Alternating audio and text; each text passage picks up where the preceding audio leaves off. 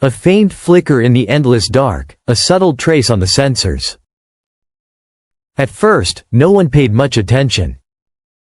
The object moved like a comet might, or perhaps an asteroid. But the more closely scientists looked, the more it resisted every label we tried to attach to it. It was too symmetrical to be random, too smooth to be natural, and far too deliberate in its path to be a mere wanderer. The memory of Oumuamua, the strange shard that passed through our solar system years earlier, hung heavy in the minds of astronomers. That object had slipped by like a mystery we were not prepared to solve. But this new visitor, catalogued as 3I Atlas, was not simply another Oumuamua. It was larger, slower, steadier. Its motion carried the unnerving grace of something aware. Most interstellar visitors race through the solar system at breakneck speeds, cutting across planets and leaving behind only questions. But 3I Atlas didn't rush. It drifted. It traced its course with such elegance that astronomers were unsettled. Its trajectory used gravity not as an obstacle, but as a tool, weaving past planets with precision as though it had charted the map long before it arrived. When researchers backtracked its origin, the numbers told a truth no one wanted to face. Its path was not just unusual, it was impossible. Nothing natural could have avoided debris, solar storms, and planetary collisions with such flawless accuracy. When the James Webb Space Telescope was turned toward it, the data stunned even the most skeptical minds.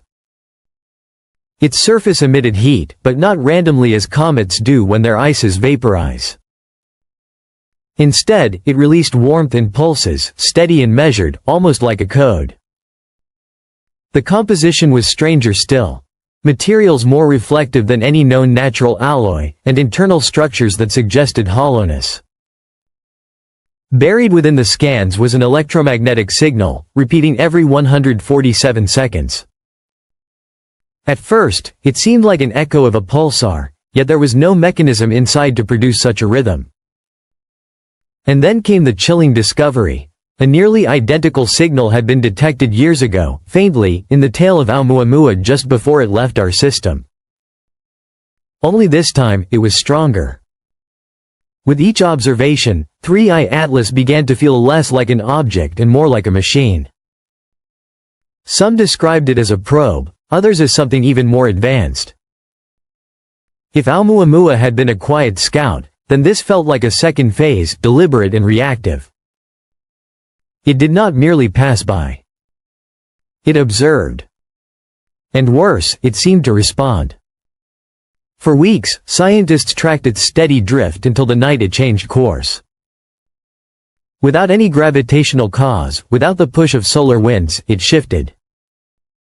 Not by accident, not by chance. The adjustment was precise, subtle, and terrifying. It brought the object closer to Earth's orbital plane. Analysts at the Deep Space Network could call it nothing less than a decision. Machines do not decide. Rocks do not steer. Something else was at work. Meanwhile, the signal it emitted grew more complex. Cryptographers and mathematicians fed the data into deep learning systems, and out came sequences not in words, but in ratios. Prime numbers, golden spirals, the Fibonacci sequence, the mathematics of life, of galaxies, of DNA itself. At first, it could have been dismissed as coincidence. But then the signal shifted again, at the very moment James Webb's infrared instruments locked onto the object. It was as though 3I Atlas had noticed we were watching, and it answered with a fingerprint older than speech itself. Even stranger discoveries followed. Spectroscopy revealed traces of hydrocarbons on its surface, not the chaotic mix of a comet, but molecules arranged in a purity too precise to be natural. These were the ingredients of biology, refined as if manufactured. Some began whispering the unthinkable. That this was not a rock, but a seed. A vessel for life itself. A seed ship, crossing the stars not to destroy, but to plant. If so, then Earth was not just a random stop. It was a destination. And then, as though confirming our worst fears, a new signal emerged. Lower in frequency, longer in duration, and not aimed at us.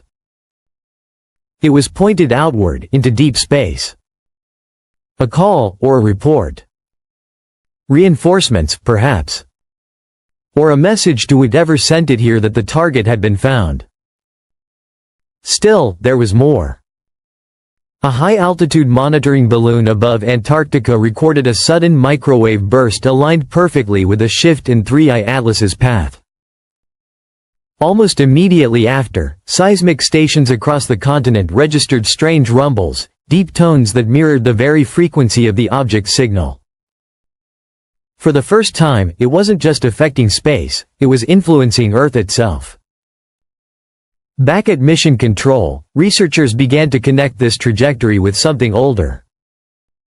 When plotted against ancient star maps, its path cut through constellations revered by early civilizations: Orion, Draco, the Pleiades.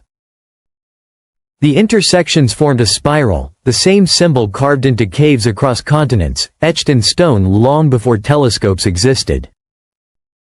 Was it coincidence? Or was 3I Atlas retracing a path that others had seen long before us? Speculation turned darker with the lock and key hypothesis. According to this idea, Oumuamua had been the lock. Inert, silent, a test